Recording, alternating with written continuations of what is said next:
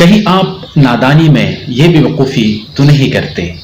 بہت ہی اہم ویڈیو اور بہت ہی ضروری اصلاح۔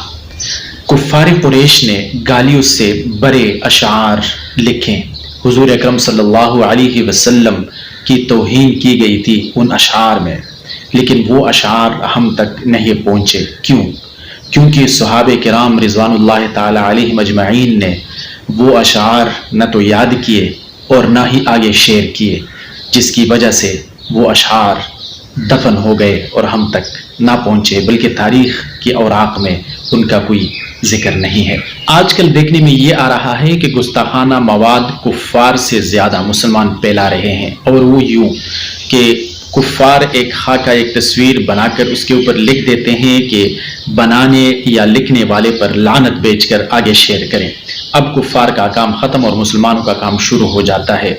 مسلمان لعنت بیچنے کے چکر میں ایسے شیئر کر دیتے ہیں کہ وہ گستاخانہ مواد پوری دنیا تک پہنچ جاتا ہے۔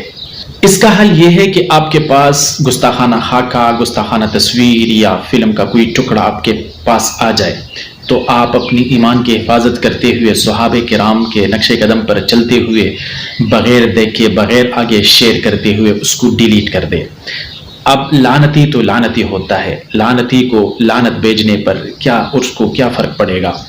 اب کفار تو چاہتے یہ ہیں کہ ان کا مقصد پورا ہو اور ان کی گستاخانہ مواد کی پوری دنیا میں تشہیر ہو۔ ہمیں چاہیے کہ ہم اگر اس طرح کا مواد دیکھیں تو اس کو فوراً ڈیلیٹ کر دیں یا ہائڈ کر دیں، اور اس آئی ڈی کو ہمیں رپورٹ کرنا چاہیے۔ ہمیں کفار کے ان سازشوں سے بچنا چاہیے، اور امید ہے آپ کو یہ ویڈیو اچھی لگی ہوگی۔ آپ سے گزارش ہے کہ ہمارے اس یوٹیوب چینل کو سبسکرائب کرنا مت بھولیے گا۔ اللہ خوش رکھے، اللہ حافظ۔